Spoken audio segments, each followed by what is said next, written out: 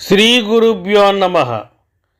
శ్రీ లక్ష్మీ నరసింహస్వామి దేవాలయం యాదాద్రి భువనగిరి జిల్లా యాదగిరిగుట్ట మండలంలో ఎత్తైన గుట్టపై ఉన్న ఆలయం. ఇది తెలంగాణలోని ముఖ్య ఆలయాలలో ఒకటి. ఋష్యశృంగ మహర్షి శాంతల పుత్రుడు యాద మహర్షి. ఈయన చిన్నతనం నుంచే హరిభక్తుడు. ఈయన ఆంజనేయ స్వామి సలహా మీద ప్రస్తుతం యాదగిరిగా పిలువబడుతున్న ప్రదేశంలో చాలా కాలం తపస్సు చేశాడు. అప్పుడు ఒక రాక్షసుడు ఆహార అన్వేషణలో అటుగా వచ్చి నిశ్చల తపస్సులో ఉన్న ఈ ఋషిని చూసి తినబోయాడు. ఆ విషయం తపస్సులో ఉన్న ఋషికి తెలియలేదు, కానీ ఆయన ఎవరి గురించి అయితే తపస్సు చేస్తున్నాడో ఆ హరికి తెలిసింది. ఆయన తరపున సుదర్శన చక్రం వచ్చి ఆ రాక్షసుని సంహరించింది. అది చూసిన ఋషి ఆ సుదర్శన చక్రాన్ని పలు విధాల ప్రార్థించి భక్తులకు ఏ విధమైన బాధలు కలగకుండా దుష్ట సంహారం చేస్తూ అక్కడే ఉండిపోమ్మని కోరగా ఆ సుదర్శనం అనతి కాలంలోనే అక్కడ వెలియబోవుచున్న లక్ష్మీ నరసింహస్వామి ఆలయ శిఖరాన షట్కోణాకారంలో వెలసి స్వామి దర్శనానికి వచ్చు భక్తులను సదా కాపాడుతూ ఉంటానని వరమిచ్చి అంతర్ధానమయ్యిందట. తర్వాత యాద మహర్షి తన తపస్సును కొనసాగించాడు. ఆయన తపస్సుకు మెచ్చి నరసింహస్వామి ప్రత్యక్షమయ్యాడు.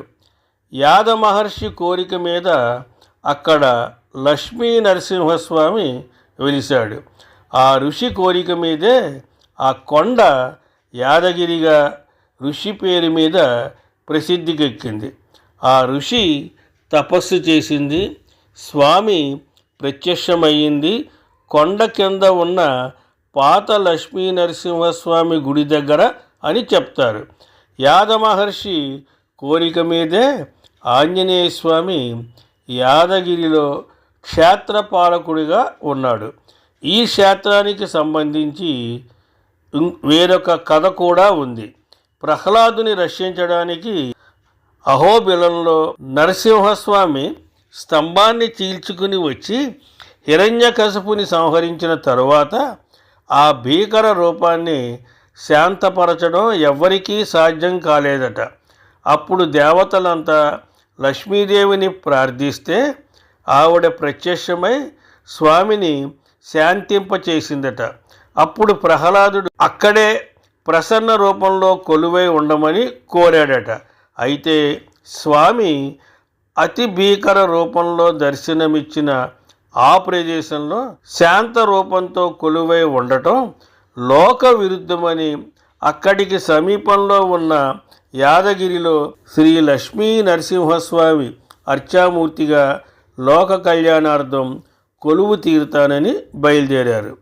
లక్ష్మీ సమేతుడై కొండపై గల గుహలో వెలిశారు. ఆయన వెంట ప్రహ్లాదుడు సకల దేవతలు వచ్చి ఆయనతో పాటు ఇక్కడ కొలువు తీరి స్వామిని సేవిస్తూ వచ్చారంట. రాక్షస సంహారం చేసి లోక కళ్యాణం చేశారని సంతోషంతో స్వామివారి కాళ్ళని బ్రహ్మదేవుడు ఆకాశగంగతో కడిగాడంట. ఆ ఆకాశగంగ లోయలలోంచి పారి విష్ణు పుష్కరిణిలోకి చేరింది. ఈ పుష్కరిణికి కూడా చాలా ప్రాముఖ్యం ఉంది. ఇందులో స్నానం చేసి స్వామిని సేవించిన వారికి సకల కోరికలు తీరుతాయి. ఇక్కడ పితృకార్యాలు చేస్తే పితృదేవతలు తరిస్తారు. చాలామంది భక్తులు ఆరోగ్యం, గ్రహపీడ నివారణ వగైరా కోరికలతో కొన్నాళ్ల పాటు ఇక్కడ ఉండి విష్ణు పుష్కరిణిలో స్నానం చేసి స్వామిని సేవిస్తారు. అంతేకాక ఇప్పటికీ రోజు రాత్రుళ్ళు ఆ చుట్టుపక్కల కొండల మీద తపస్సు చేసుకుంటున్న ఋషులు విష్ణు పుష్కరిణిలో స్నానం చేసి స్వామిని అర్చిస్తారు. దానికి నిదర్శనంగా వారు వచ్చేటప్పుడు మృదంగ ధ్వనులు వస్తాయట. పాదాల గుర్తులు కొందరు చూశారంట. వారు స్వామిని అర్చించిన గంధ పుష్పాదులు కూడా నిదర్శనమంటారు. మెట్ల మార్గాన వెళితే దోవలో శివాలయం కనబడుతుంది.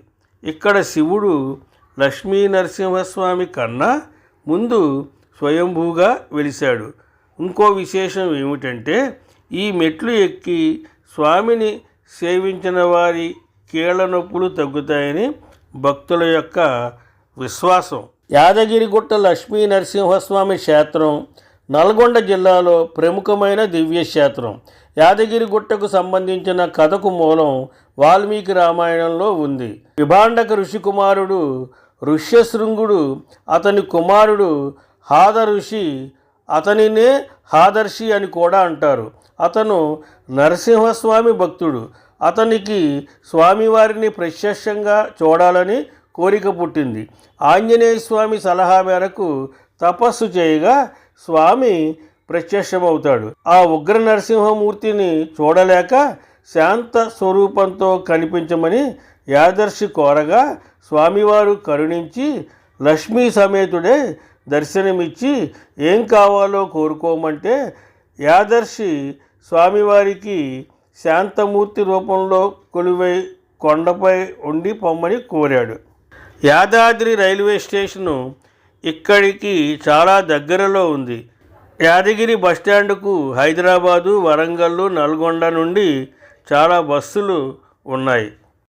స్వస్తి శుభమస్తు.